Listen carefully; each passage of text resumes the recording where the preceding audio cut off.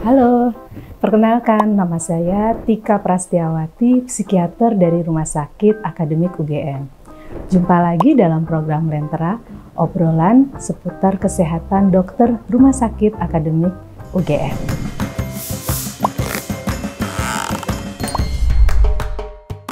Kita akan membahas tentang penyalahgunaan zat.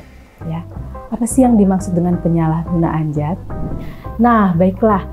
Mungkin kita sekarang mulai ya menjawab pertanyaan-pertanyaan yang ada atau yang masuk ke dalam RSA UGM. Kita mulai dulu dari pertanyaan Eddia Suari. Bagaimana seseorang bisa dikatakan penyalahgunaan zat? Ya, tadi sudah dijelaskan bahwa penyalahgunaan zat terjadi ketika seseorang selalu membutuhkan zat tersebut lebih dan terus bertambah zat yang digunakan. Kenapa? Karena sudah terjadi proses toleransi di dalam otak. Sehingga yaitu tadi membutuhkan tidak hanya satu tapi terus bertambah. Itu dikatakan ketergantungan atau kan akibat penyalahgunaan zat. Selanjutnya pertanyaan dari Ed Sahita Putri. Apa jenis-jenis zat yang paling sering disalahgunakan? Tadi ada benzodiazepin yang kita kenal sebagai golongan anti cemas ya. Kemudian ada amfetamin sebagai stimulan ya yang memberikan energi ya, energi yang banyak pada orang yang menggunakannya. Kemudian ada juga jenis opioid ya seperti morfin, kodein. Nah, itu juga sering digunakan. Orang yang menggunakan zat tersebut rasanya tenang gitu ya. Rasanya tuh tidak merasakan apa-apa, yang penting konflik-konflik dalam dirinya tuh rasanya selesai gitu. Kemudian ada lagi jenis yang lain adalah ganja. Dan tidak kalah sering digunakan juga adalah alkohol. Kemudian pertanyaan selanjutnya dari Ed Kasita Ninda. Gimana sih ciri-ciri seseorang yang sedang mengalami masalah penyalahgunaan zat? Tadi karena ada proses toleransi ketika zat tersebut tidak digunakan atau belum digunakan, terjadi keinginan yang meminta untuk menggunakannya lagi gitu loh. Tadi ya ada proses toleransi sehingga kalau misalnya biasanya hari ini saya minumnya satu tablet, besok 2 tablet. Ketika 2 tablet itu sudah tidak bisa memenuhi efek yang dia inginkan, dia akan bertambah terus. Jadi makanya ciri-cirinya tadi ya dia selalu ingin menggunakan tersebut. Kalau tidak menggunakan secara tiba-tiba terjadi namanya efeknya withdrawal syndrome atau dikatakan putus obat. Orang itu akan gelisah, kemudian kecemasannya meningkat. Bahkan pada beberapa zat itu bisa menyebabkan proses yang namanya gejala yang namanya halusinasi. Ya, jadi seperti melihat sesuatu tapi tidak melihat, tidak ada nyata yang dilihat, atau mendengar sesuatu tapi juga tidak ada sumber suara yang didengarnya. Seperti itu.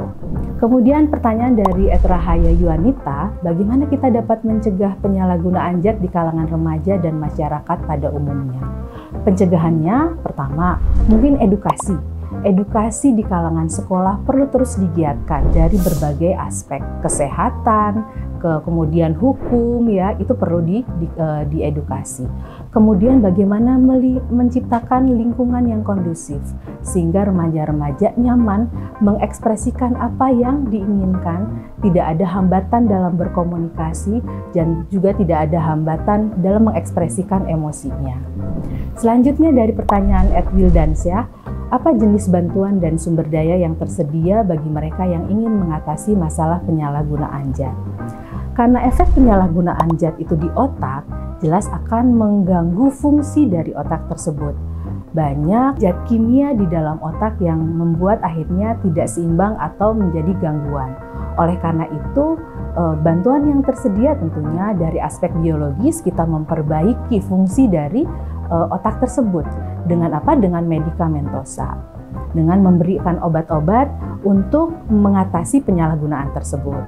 Dan tidak kalah penting memperbaiki mekanisme terhadap konfliknya sehingga mempunyai kemampuan untuk mengatasi konfliknya secara sehat, tentunya dengan psikoterapi ya.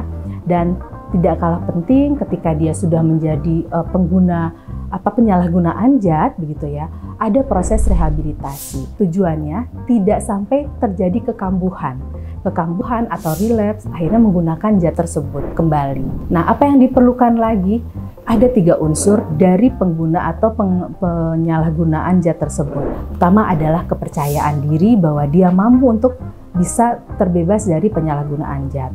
Yang kedua adalah jujur dengan diri sendiri bahwa dia kalau misalnya masih menggunakan, jujur dengan diri sendiri untuk bisa mendapat bantuan dari ahli dan kemudian bisa mengatasi, berkolaborasi bersama.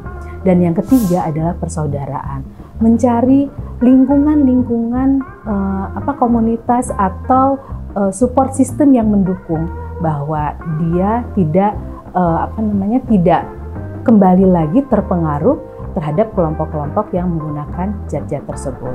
Kesimpulannya, penyalahgunaan zat tersebut itu merupakan salah satu masalah gangguan jiwa, baik di kalangan remaja, dewasa, yang semuanya bisa dialami ketika tidak tahu bagaimana menyelesaikan masalah-masalah dalam dirinya.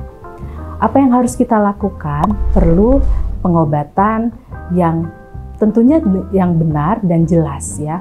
Silahkan mendapati atau mendatangi layanan-layanan kesehatan jiwa yang memberi layanan terkait dengan penyalahgunaan zat.